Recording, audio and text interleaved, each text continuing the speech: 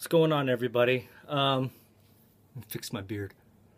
So today I got a clone review for you guys again. It's the Origin clone from Fast Tech.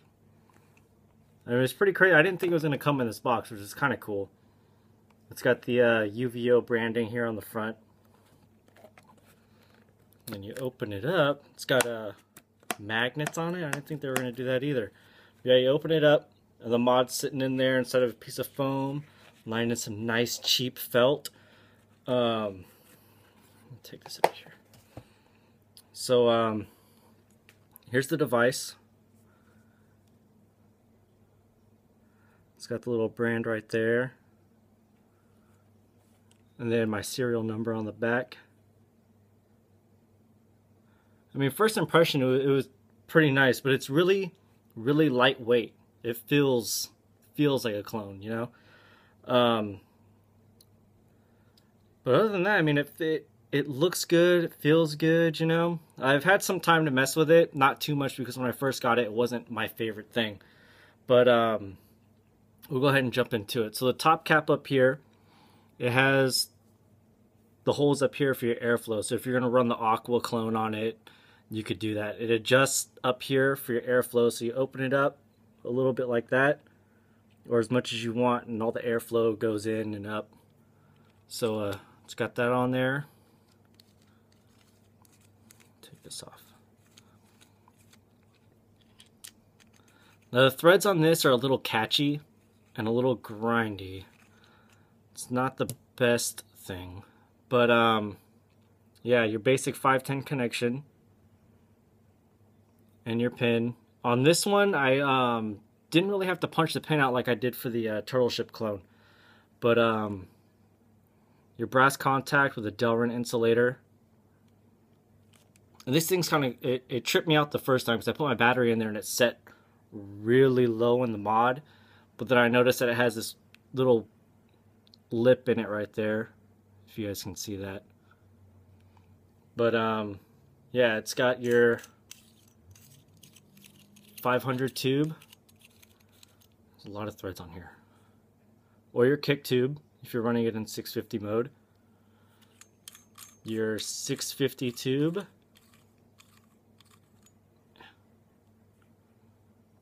Like I said, this thing is really light, even when like it sounds cheap. I guess the box was where they spent most of the money. And then your main tube.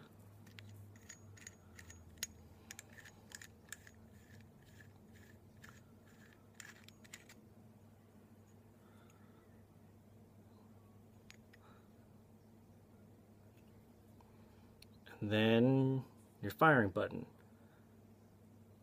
Now, just like the original, it has the I guess like 3 different ways of adjusting it. So it has the holy shit. I'm recording this off my iPhone and it's in a really weird case right now. It almost fell off this thing.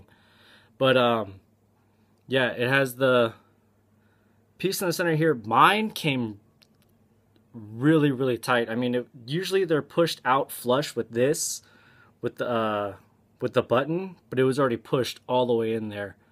I tried adjusting it, but I got some needle nose. I really couldn't get it to budge that much. But yeah, maybe the other ones aren't like that, I'm not sure. But it also has a piece of Delrin up here, so you can adjust for any kind of battery rattle.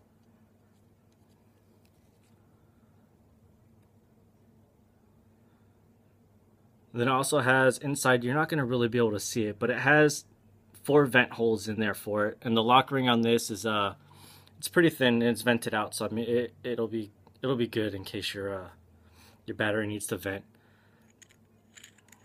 But yeah, this one I really wasn't that impressed with. I mean, don't get me wrong, it vapes like it should. But I mean, just the quality and the feel of it, to me it doesn't feel good in the hand. But yeah, and another problem I had with this thing was the lock ring. It's really finicky. I mean, if I'm holding the mod like this and I go to unlock it, it doesn't really move because there's so much slack. I don't know what it is, but I've tightened everything up, and then the firing button, it still spins around, and you kind of have to move the firing button around to get it to unlock and fire. But yeah, the lock ring on this thing is just really, really tiny. I don't know. I know the originals, they're this small too, but they're not that hard to try and get to, you know? I'm sorry, I'm not paying attention to the camera.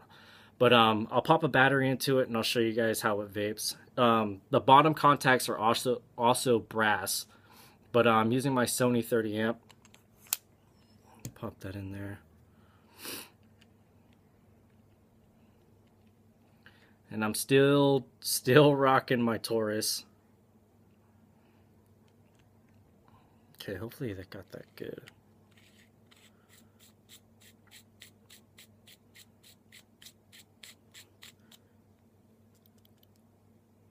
You hear that?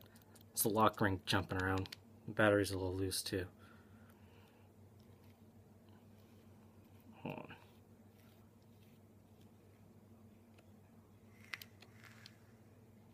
Ugh. Okay, let me juice this up real quick. And then today I'm using some R&R Vapors Banana Hammock. Ridiculous name, I know, but this stuff is good. It's it tastes a lot like banana nut bread. It's really, really good. And it's not one of those flavors where you kind of get hints of banana and some dough and all that. It tastes like banana nut bread. It's pretty damn good.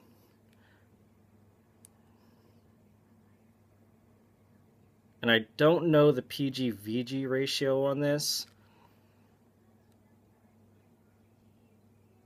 but all I know is it's delicious. So pop the cap on.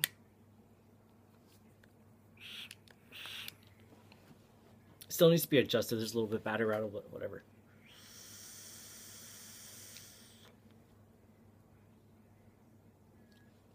So it still hits good.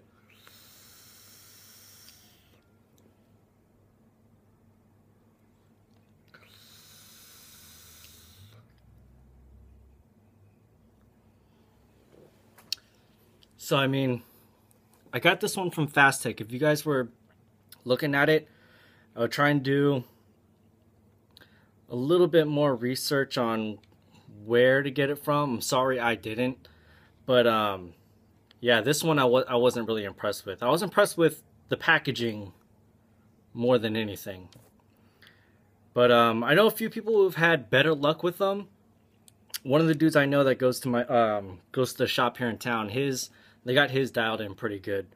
But this one, for some reason, man, it's not a very good. Damn it. See what I mean by the threads? Oh, you didn't see what I mean. But yeah, it was getting stuck.